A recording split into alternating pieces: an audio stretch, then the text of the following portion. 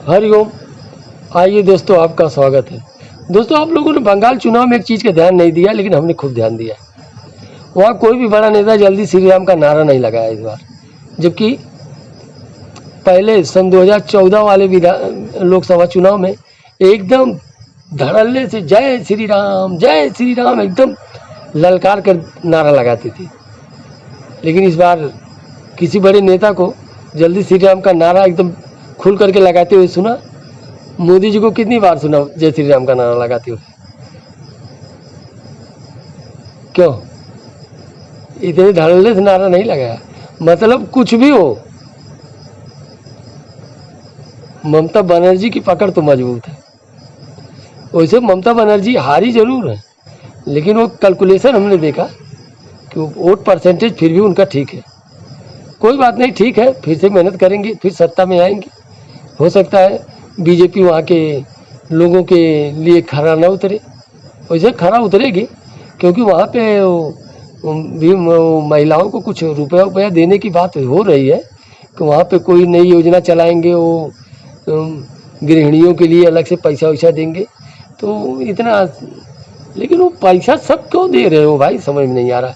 अरे पैसे की जगह आप उद्योग लगाओ, जो हाथों को रोजगार दो। ये हराम की खाने की आदत क्यों डाल रहे हो? जिसको देखो वही केजरीवाल अलग से पैसा देकर चले गए। एक तो बेचारे 8 ग्राम सोना सबको दे रहे हैं। अरे भाई, एक सरकारी नहीं सहकारी संस्था बनाओ, उसमें लोगों को रोजगार दो, कम से कम किसी का कुछ तो भला हो। आखिर सबको हराम की खाने की आदत डाल रहे हो। क्या भारत को वेनेजुएला बना दोगे? अगर यही हालत रहा ना तो भारत दूसरा वेनेजुएला बन जाएगा। किस लिए कर रहे हैं? सत्ता के लिए। किस लिए कर रहे हैं नहीं समझ में आ रहा है। लेकिन फोकट का खाने की आदत डालना अच्छी बात नहीं। वैसे भी यहाँ भंडारे तो होते ही रहते हैं, फोकट में खाने वाले तो खाते ही रहते हैं, और सरकार भी फोकट में खिला रही तो कुछ मज़ा नहीं आ रहा है। क्योंकि हो सकता है जैसे फोकट में भंडारे वाले भंडारा खिला के फोकट में पुण्य लेते हैं, वैसे हो सकता है बीजेपी भी फोकट में सबको राशन पानी दे करके पुण्य ले रही हो। सब एक साथ बैकुंठ जाने की तैयारी कर रहे। भाई भंडारा लोग क्यों करते हैं? भंडारा इसीलिए करते हैं ना कि हम गरीबों को मुफ्त में खाना खिलाएंगे तो बाद में हमको परम गति मिलेगी, हम परम धाम जाएंगे, बैकुंठ में जाएंगे। और बीजेपी भी सबको फोकट में खाना भी खिला रही है, पैसा भी दे रही है। अब ये कहाँ जाने वाले हैं, कौन से बैकुंठ में जाने वाले हैं, भगवान जाने। भाई आदमी के समझने की बस की बात नहीं। पूरी बीजेपी पार्टी लेकर के लोग बैकुंठ जाने वाले हैं क्या? हो भी सकता है। ये चीज का ध्यान देना।